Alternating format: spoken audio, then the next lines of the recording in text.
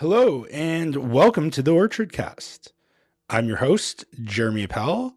I'm speaking to you from a slice of Treaty 6 territory known as Edmonton. It's been a while. I've been hard at work on my new book, which is scheduled to come out October 20th, the day after Referendum Day here in Alberta. It's called Dark Phoenix, The Rise, Fall, and Reemergence of Danielle Smith.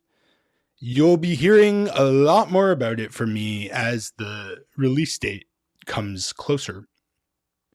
But today I want to talk about some seemingly rare good news. This past week, it was revealed that Scotiabank has divested its shares in Elbit Systems, Israel's largest weapons company. Scotiabank was the single largest foreign shareholder in the company, which has played a key role in facilitating the genocide of Palestinians in Gaza. The divestment comes after a 2-year-long campaign targeting Scotiabank. The most visible of these targets was its sponsorship of the prestigious literary Giller Prize. Many authors had pulled their works from consideration to protest Scotiabank's sponsorship of the prize. Spearheading this protest and others is a coalition called No Arms in the Arts. Toronto-based activist and podcaster Aliyah Pabani joins me momentarily to discuss how No Arms in the Arts was able to pressure Scotiabank to divest from Elbit in the unfinished business that remains. Hang tight.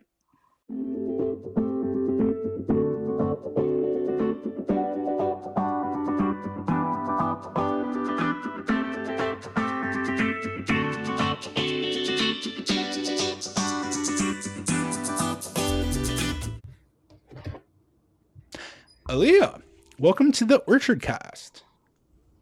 Thanks for having me. You are involved with an organization called No Arms in the Arts. I hope I have that correct. Mm-hmm. Which was able to take a victory lap this past week over Scotiabank's divestment from Elbit Systems, and we'll get into some of the specifics of that in a bit. But just to start, tell us about No Arms in the Arts, how it came together, and sort of the role it played in pressuring Scotiabank to divest from Elbit. Okay, yeah, sure. Basically, it started in spring of 2024. And it followed on the heels of the Giller Prize disruption and other,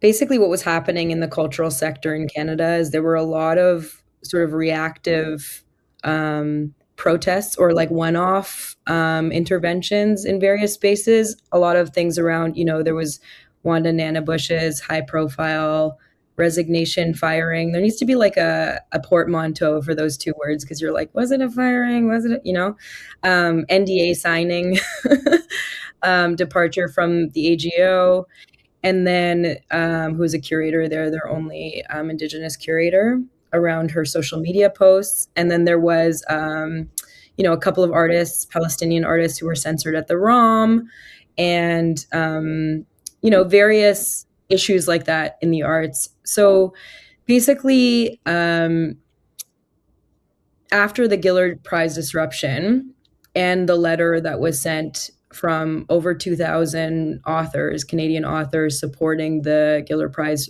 protesters and calling for their charges to be dropped and saying that they supported the cause that they were protesting, we thought, and what I mean by we is myself and Michael DeForge, who met mostly through organizing around encampments. He's a very talented at everything. And he's with, I believe I've interacted with him in his capacity with Writers Against the War in Gaza.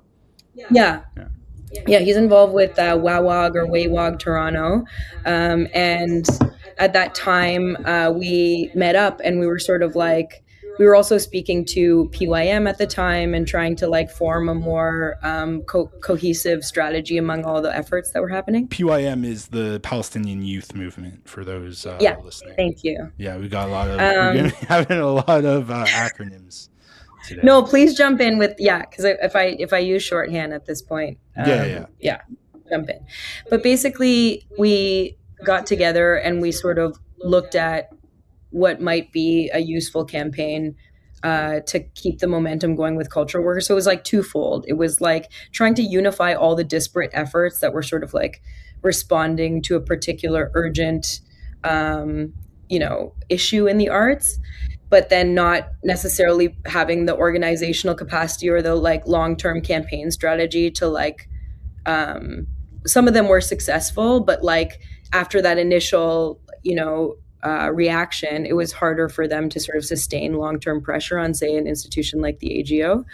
And then also to think about what would be like a strategic target that we could proactively build around. There were all these groups that were forming, like Writers Against the War in Gaza, Canlit Responds, formed around, they were the 2,000 authors. They self-organized basically the day after the Giller Prize to send that letter, which was quite impressive. And there was like Artists Against Art Washing. There were so many different organizations, and we were like, okay, what would it look like to form a campaign that brought all of those groups together around a common material goal? And Scotiabank, ECHO, which was a corporate accountability org, had done a lot of work around the Elbit Fund, basically discovering it and trying to do sort of shareholder activism, other like internal pushes to try to get Scotia to divest. I think that was leaked to The Intercept, and they had published a piece about it in 2022. Spring 2022, I think, but pre-October 7th. Right, pre-October, right. Yeah. Right. Yeah. So that was like the first, I think, substantial, deep dive into this investment that led to them writing a petition, all this stuff. And we just thought, since Scotiabank has been for a long time known as like, the way they've done their marketing is by supporting the arts. They've been known as like the arts bank. That's been a big part of their Canadian bank identity. We looked at like the calendar for the year, and we saw that, Scotiabank funded major prizes and festivals, sort of covered like a span of time that would allow for it to have a kind of like accretion through the various prizes and festivals, and basically bringing all these groups into a coalition would allow for them to mobilize the bases they had already mobilized toward this common goal to get Scotia to fully divest from Elbit, and also to adjust tactics that were specific to the scenario. And so, for the example we always give is, Giller versus hot dogs. So Giller Prize, easier to call a boycott on because it's not something that writers rely on broadly for distribution for their films.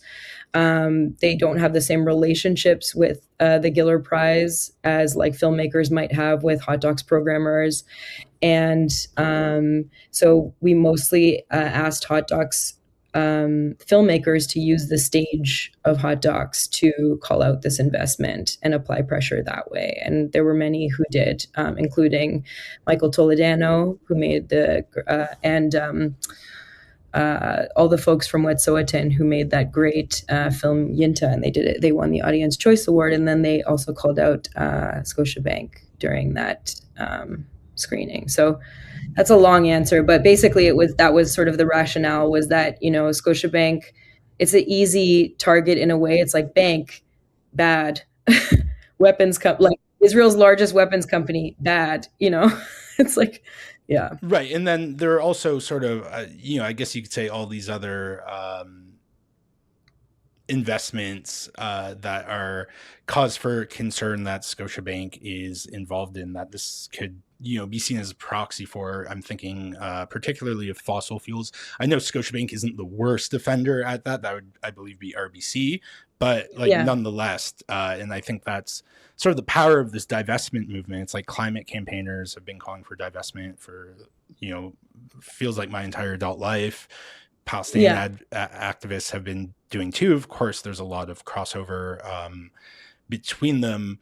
But I guess why Scotiabank in particular? Because there are all these financial institutions that are invested in many different ways in the genocide in Gaza and apartheid in Israel and the occupied West Bank.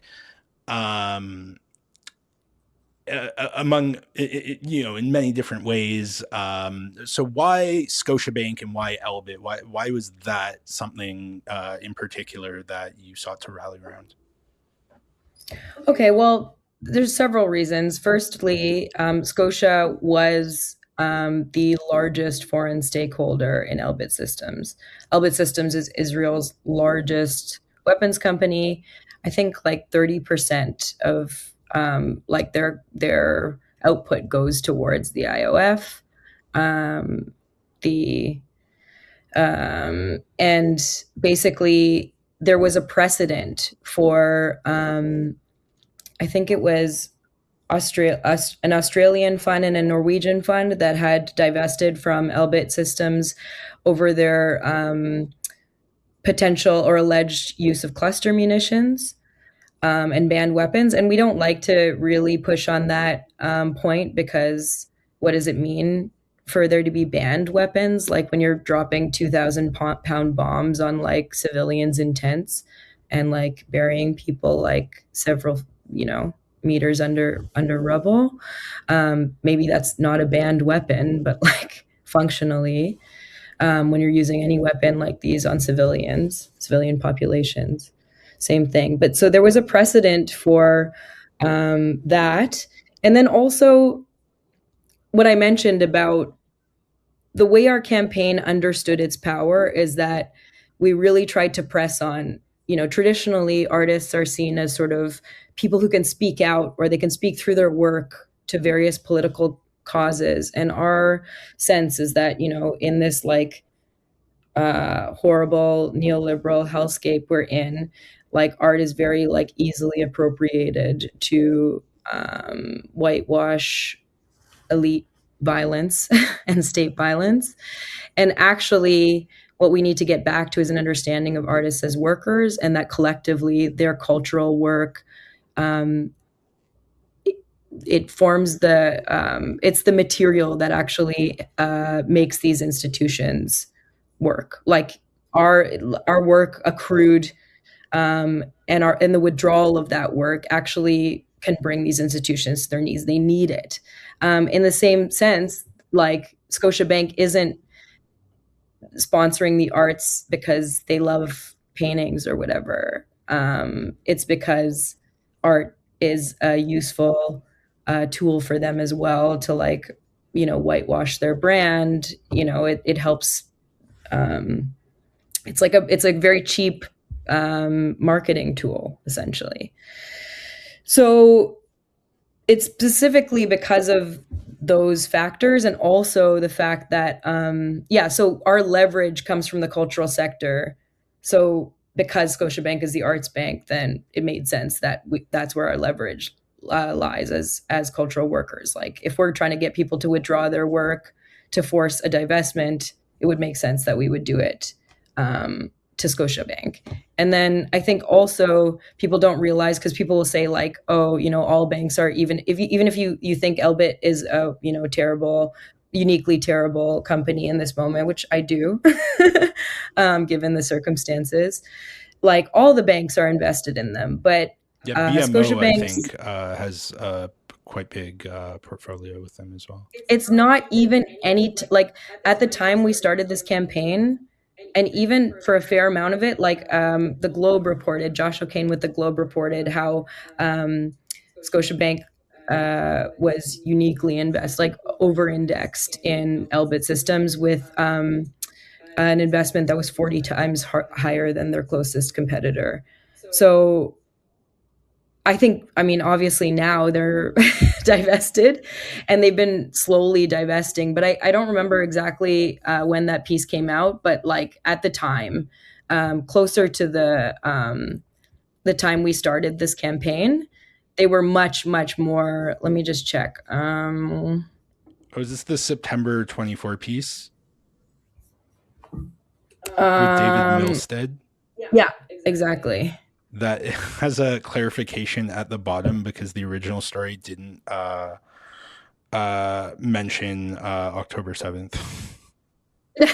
Yeah, the clarifications are so funny. They were really mad about that article. I think after that article, we didn't see any more coverage from Josh O'Kane, and also Milstead no longer works at the Globe. I don't know if it's related, but Oh, really? I didn't.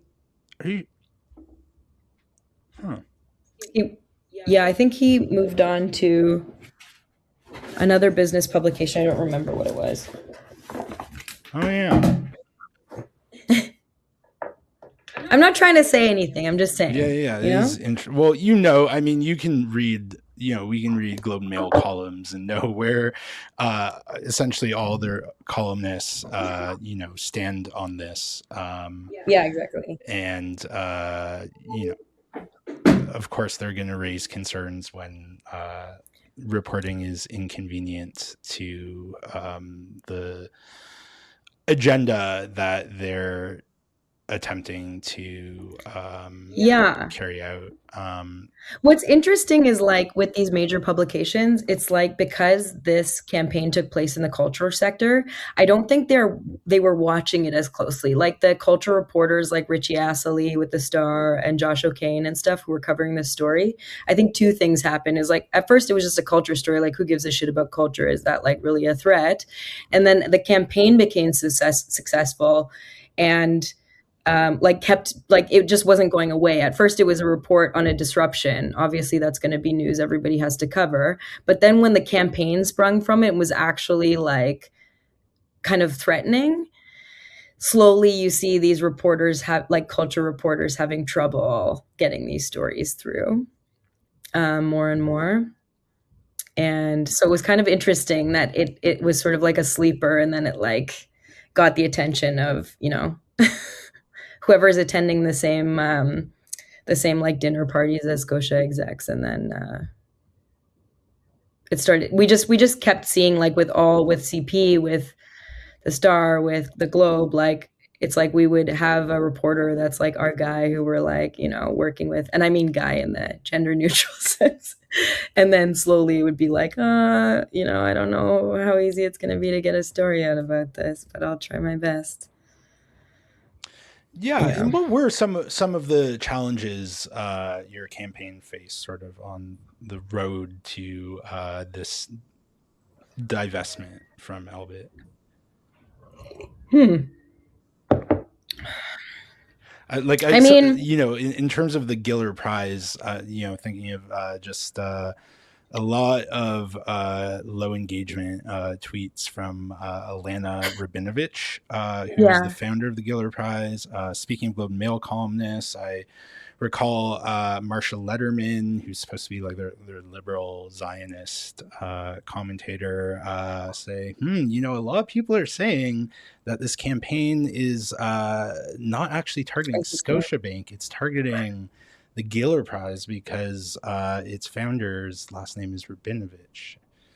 And it's like, wow, you can just like make stuff up and print it. Yeah, I mean, I think like I saw the words Jewy name in, and I was just sort of like stunned. Yeah. Like in some of these columns, it was like because of Rabinovich's Jewy name, and I was like, is that like an okay thing for you to even say?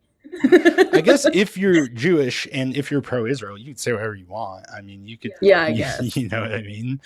I mean, the thing is I happen to know the people who disrupted. They're like comrades, and none of them actually knew anything about the Giller Prize. Yeah. Other than the fact that it was Scotiabank funded and it was live done. You know what I mean? Like it's like live TV. we were like seeing media basically unwilling to cover what was actually happening. This was like on the heels of like, it was like they were raiding hospitals and lying about Hamas tunnels underneath. It was like around the like Al Ahli hospital, Al Shifa. And it was like post the beheaded babies atrocity propaganda that none of them bothered correcting. So it was like, okay, well, of course we're going to, of course we're going to take this platform where they can't, edit it out.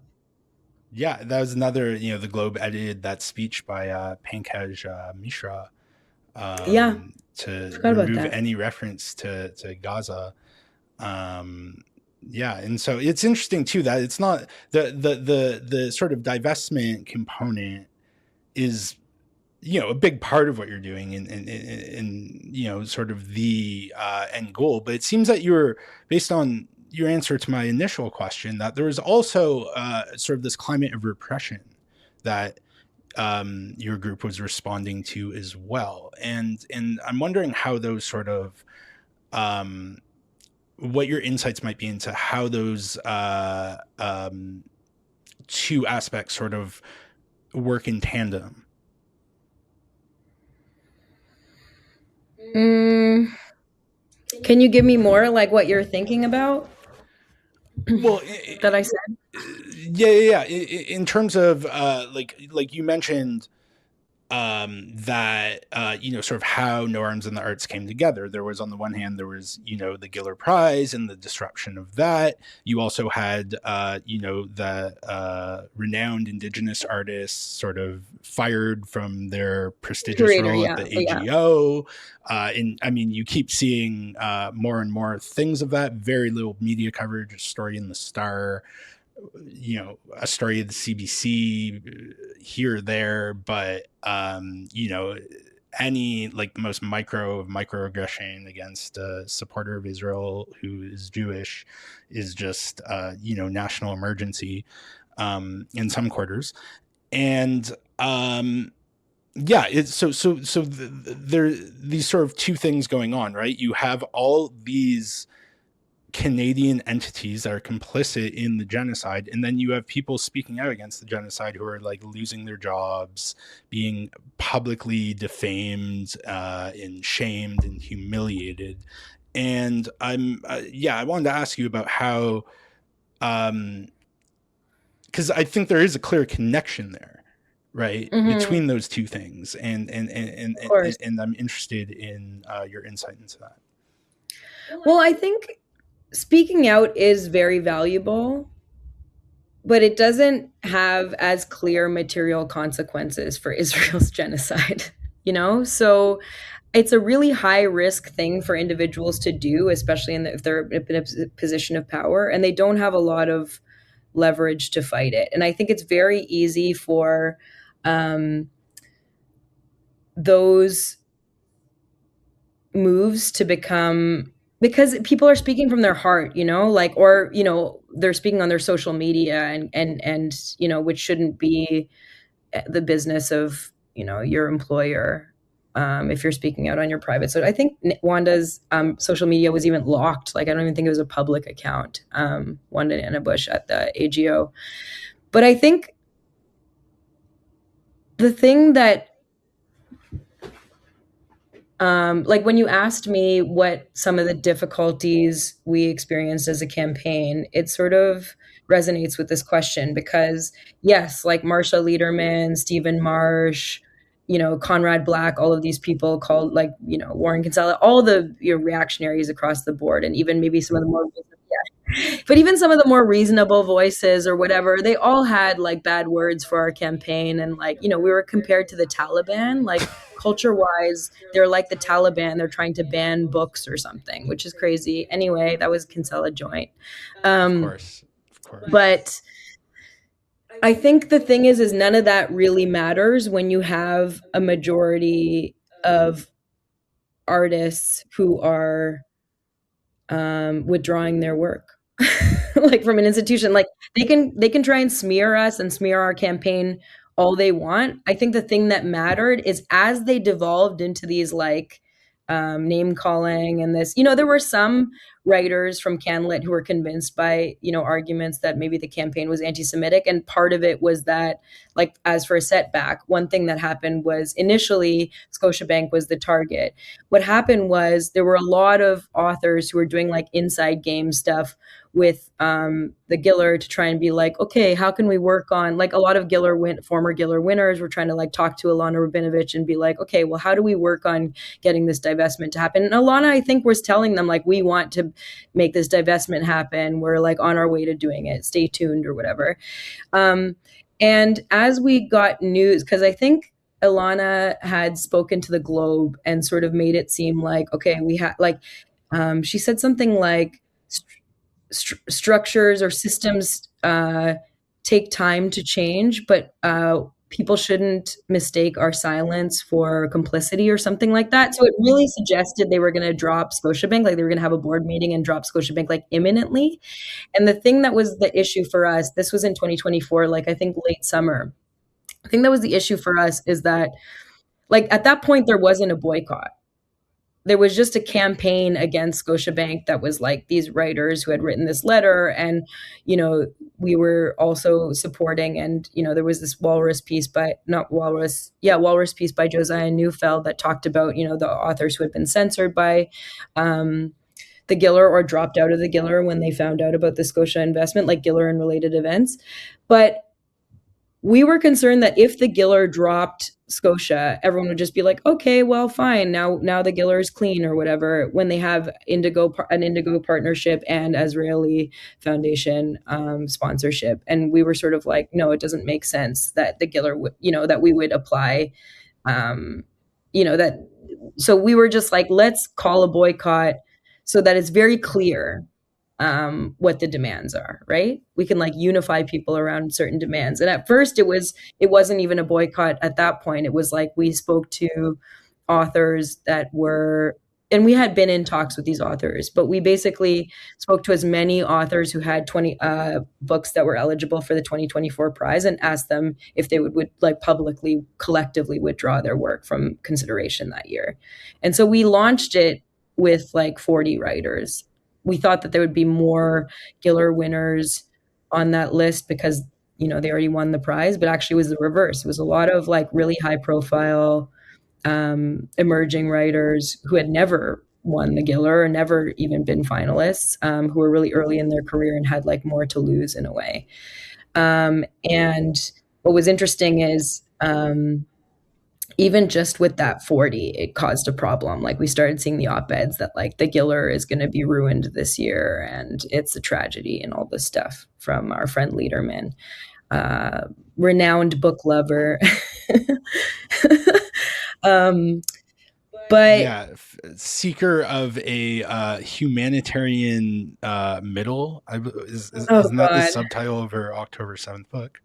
Honestly, in some ways, I'm like, left media or like progressive media falling for an award. Honestly, they don't understand how liberal Zionism functions. Yeah, I was quite surprised to see, and I think this is what you're referencing, Adrian Harewood have her on the Ricochet podcast.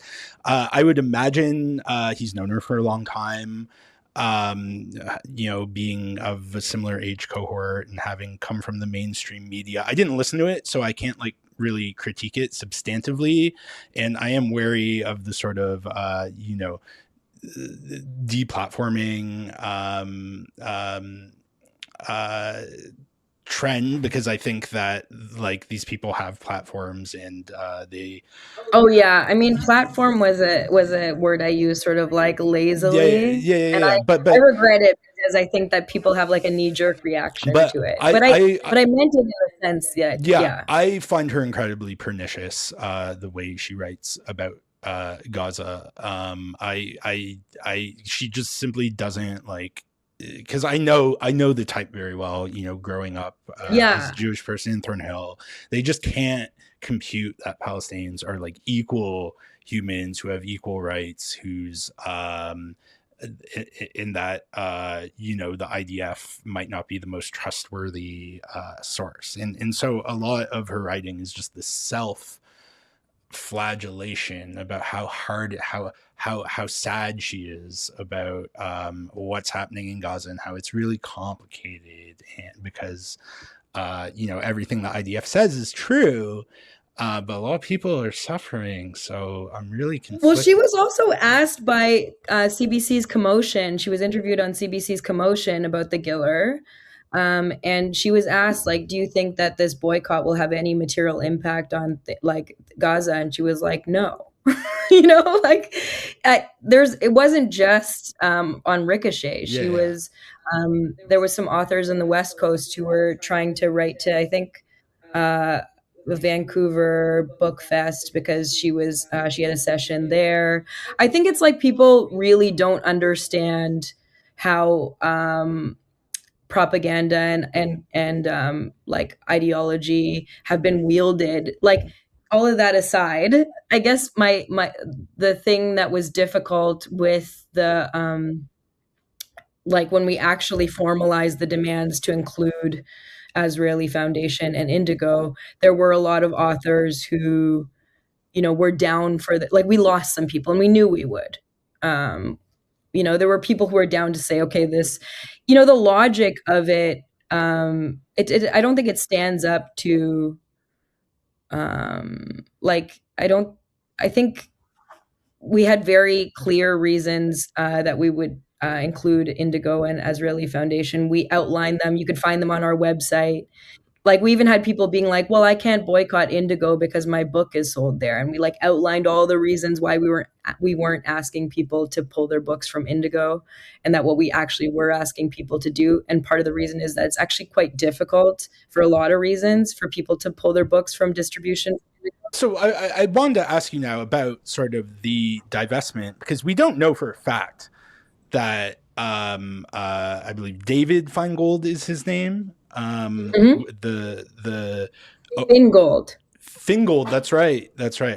I've never met Fingold. Know a few Feingolds out there, but You think it's a fake name? no. I Well, look. people change their names. I get it. People No. did change It's their just when I see those letters, even though I know it's missing the E, I'm just like, my mind reads Feingold. But Mm. but Fingold is that. Yeah, I mean, that's how it's written. You know what someone did point out, who is Jewish, is that his father is also David Fingold, but different, like, middle name. And someone was like, Jews don't do That is that. unusual. Like, you don't. That is true. Jews. I was taught growing up in a very Jewish community that doesn't share my values on Palestine and other issues, but particularly that one. That, yeah, Jews, we don't name people after people who are alive. You don't meet Jews who are like I have a kid, Jeremy Jr. Like, that is a very Goyish thing. Now, Yeah, right? that doesn't mean that Jews don't do that, right? Like, it's just it's very uncommon. Right. So but maybe there's some intermarriage there. Maybe he's not actually halakhically Jewish, which is fine by me. Look, I think if you, my understanding of Judaism is informed, I think, by like the Reform tradition, Yeah. which is much more, Chill. yeah, not on Palestine, but on liturgical On matters. becoming Jewish. Yeah. Yeah, I mean, I made a really good matzo ball soup once for my when I was dating a Jewish guy, and his, like, Brooklyn Jewish dad tried it and was like, "You're one of us now." So I was like, "Okay, I'm Jewish." Like, Yeah, I mean, one could make the case. But anyways, this David Fingold, again, Josh O'Kane and David Milstead's piece, which I'll link to in the show notes, talks about how this guy is like a big, like, goes out of his way not just to invest in Elbit, but also in like Israeli stocks. And I mean, there's a lot of money to be made from Israel tech and weapons manufacturing sectors, especially over the past few years. mhm. And yeah, I wanted to, and I wanted to pose that question to you. How can we be confident that this was a backtrack? I know that there was some selling of these shares, I believe, in 2024, but then they purchased more in 2025. So how do we know that this is like a divestment and not just uh, money making?